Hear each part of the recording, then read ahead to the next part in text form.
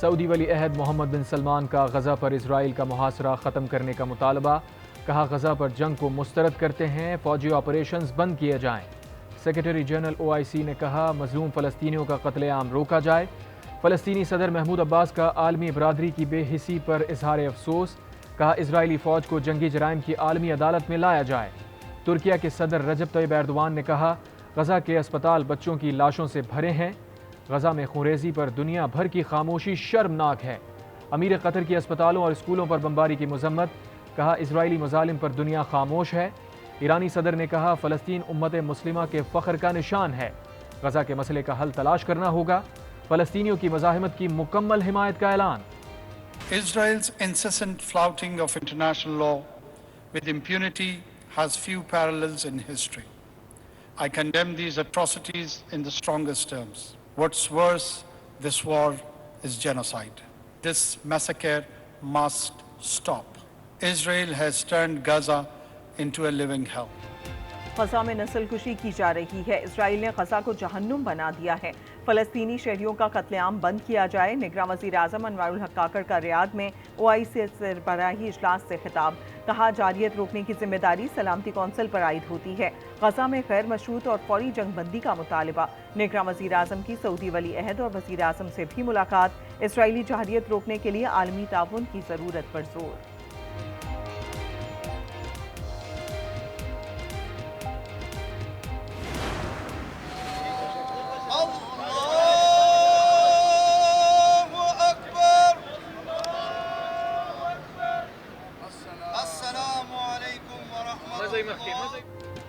نگراں وزیر اعلیٰ خیبر پختونخوا اعظم خان چارسدہ کے آبائی قبرستان میں سپرد خاک، نماز جنازہ میں عزیز و اقارب، سیاسی اور سماجی شخصیات کی شرکت۔ اعظم خان ڈائریا کے باعث صبح انتقال کر گئے۔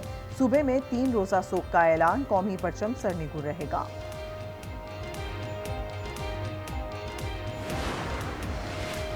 نگراں وزیر اعلیٰ خیبر پختونخوا کے انتقال کے بعد صوبائی کابینہ تحلیل، صوبے کے تمام اختیارات گورنر کے پاس چلے گئے۔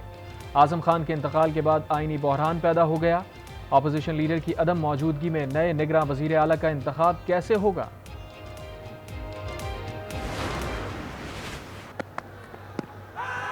What a ball. Yes, that's good enough. Using the feet and gone. Pulled away straight into Top edge flying away. Backpedaling. That's wonderful. Looking to lift it over the top. Cricket world cup میں پاکستان کا سفر تمام۔ England نے پاکستان کے خلاف match 93 runs سے جیت لیا۔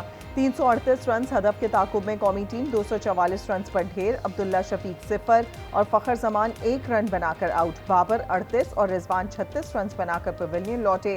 آغا سلمان کی 50، سعود شکیل 29، افتخار 3 اور شاداب 4 رنز بنا کر چلتے بنے۔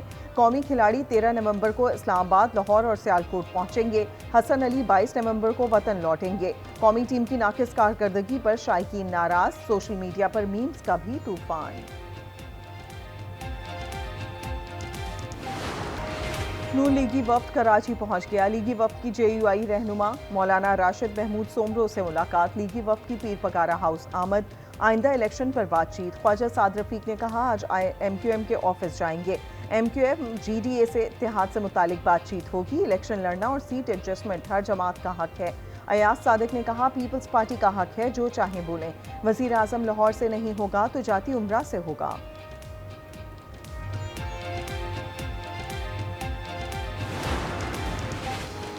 پاکستان میں جماعتی صدر اور اسپیکر لگایا جاتا ہے۔ صدر اور اسپیکر سے نیوٹرل ہونے کی توقع کی جاتی ہے۔ صدر کا الیکشن کمیشن کو خط سوالات اٹھا رہا ہے۔ صدر کے خط سے معاملات مزید متنازع ہو چکے ہیں۔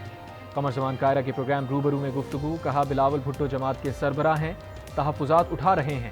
لیول پلینگ فیلڈ کی بات صدر مملکت کرے تو معنی تبدیل ہو جاتے ہیں۔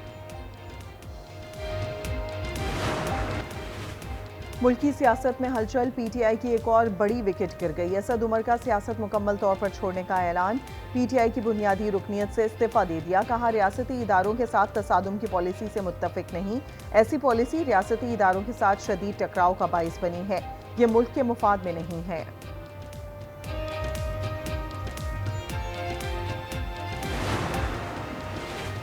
کیا نون لیگ کو لیول پلینگ فیلڈ نہیں ملنی چاہیے؟ کیا نون لیگ کو ہمیشہ جیلوں میں ہی ہونا چاہیے؟ رانا ثنا کا سوال، کہا شفاف الیکشن میں عوام کا مینڈیٹ حاصل کریں گے، ملک کو ترقی کی راہ پر گامزن کریں گے۔ سازش کے تحت ایک شخص کو لانچ کیا گیا، پاکستان ترقی کی جانب گامزن تھا جسے روک دیا گیا۔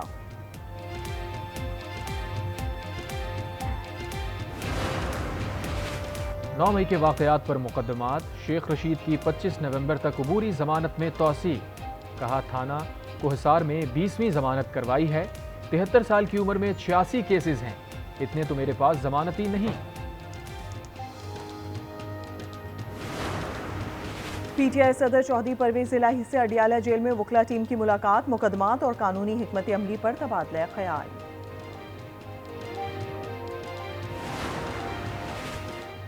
آئی ایم ایف سے پالیسی سطح کے مذاکرات پیر سے شروع ہونے کا امکان، تیاریاں مکمل۔ نگراں وزیر خزانہ شمشاد اختر پاکستانی وفد کی سربراہی کریں گی۔ پاکستان نے پہلے جائزے کے مقررہ اہداف اور آئندہ کی حکمت عملی سے آئی ایم ایف کو آگاہ کر دیا۔ مذاکرات کی کامیابی کی صورت میں پاکستان کو 71 کروڑ ڈالر کی دوسری قسط ملے گی۔